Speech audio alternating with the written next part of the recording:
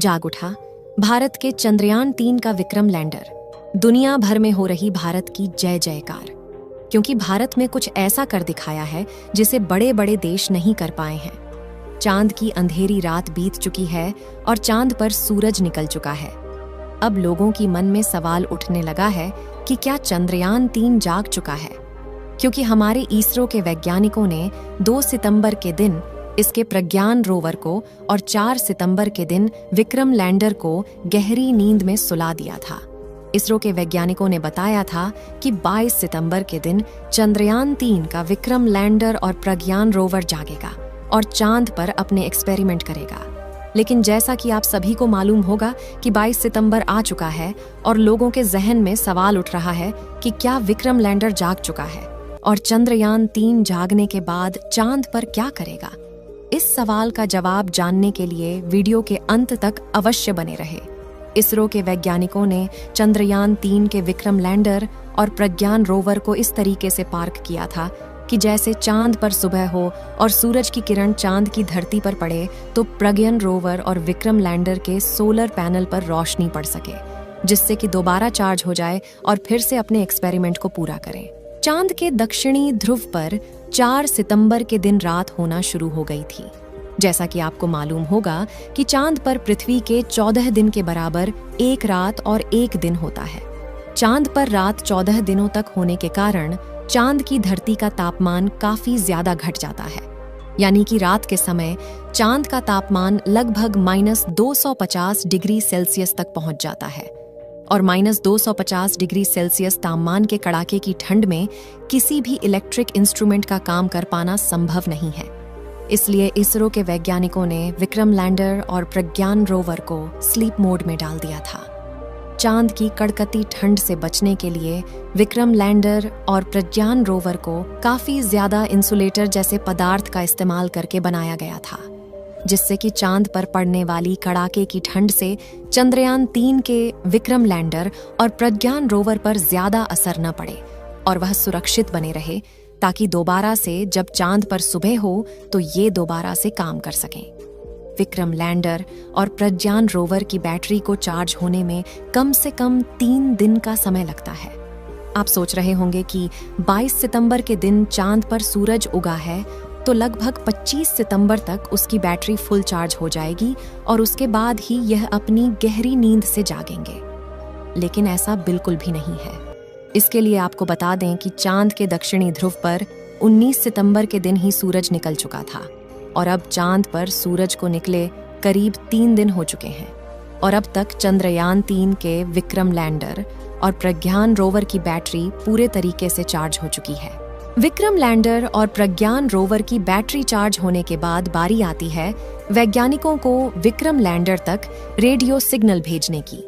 Vikram lander को sleep mode में डालने से पहले इसरो के वैज्ञानिकों ने पहले प्रज्ञान रोवर को स्लीप मोड में डाला था, क्योंकि जब इसरो चंद्रयान-3 से संपर्क करता है तो सबसे पहले वह चांद के ऑर्बिट में घूम रहे चंद्रयान-2 के ऑर्बिटर को सिग्नल भेजते हैं।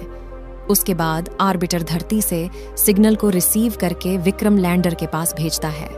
ऐसे में विक्रम लैंडर को पहले बंद नहीं किया जा सकता था, इसलिए प्रज्ञान रोवर को स्लीप मोड में डालने के बाद विक्रम लैंडर के सारे आउटपुट सिग्नल को बंद कर दिया गया था, लेकिन उसके रिसीवर को चालू रखा गया था, जिससे जब चांद पर सुबह हो और उसकी बैटरी पूरी तरीके से चार्ज हो जाए तो जब वैज्ञानिकों के द्वारा रेडियो सिग्नल भेजा जाए, उसके बाद धरती से भेजे गए रेडियो सिग्नल को रिसीव करके जाग जाए और उसके बाद प्रज्ञान रोवर को भी जगा दे। चंद्रयान-3 चांद पर ढेर सारे तत्वों की खोज तो कर ली थी, जिसमें oxygen, sulphur, manganese, titanium, chlorine और आयरन जैसे अन्य तत्व शामिल थे। प्रज्ञान रोवर ने चांद पर लेजर डिटेक्शन के द्वारा ऑक्सीजन की खोज तो कर ली थी, लेकिन हाइड्रोजन की खोज कर पाना बाकी था। जैसा कि आपको मालूम होगा कि पानी हाइड्रोजन और ऑक्सीजन से मिलकर बना होता है। अगर चांद की धरती पर हाइड्रोजन की खोज हो जाती है तो चांद पर पानी पाए जाने की पुष्टि की जा सकती है।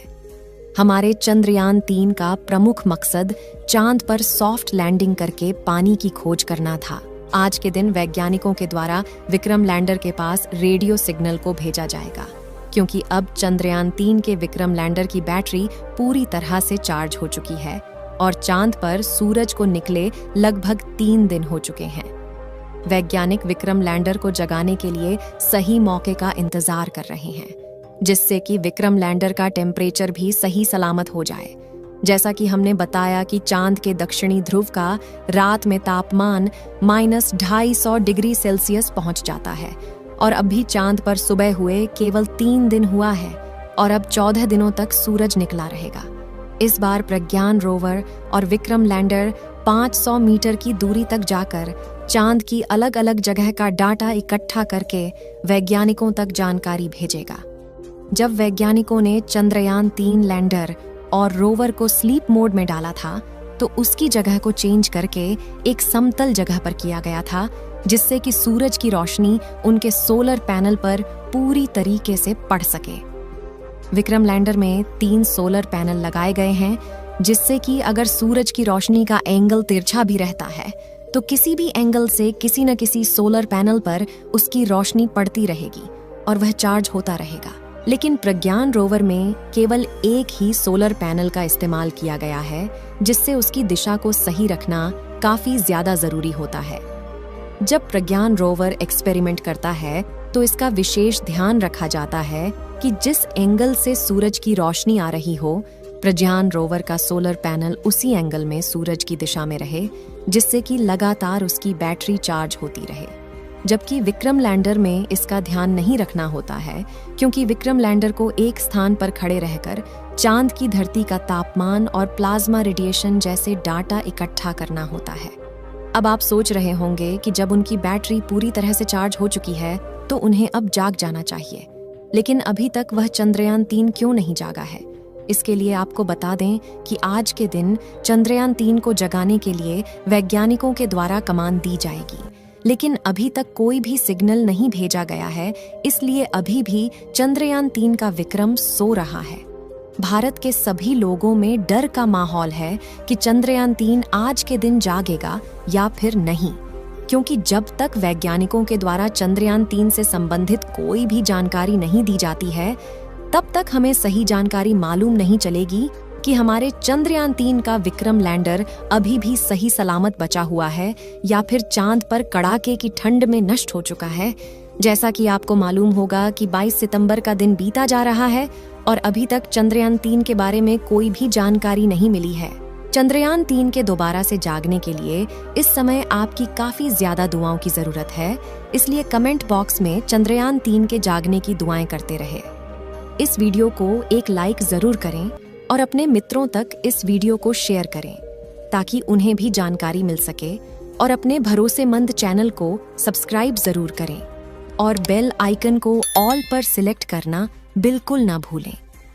मिलते हैं किसी और नॉलेजेबल वीडियो के साथ। वीडियो को अंत तक देखने के लिए धन्यवाद।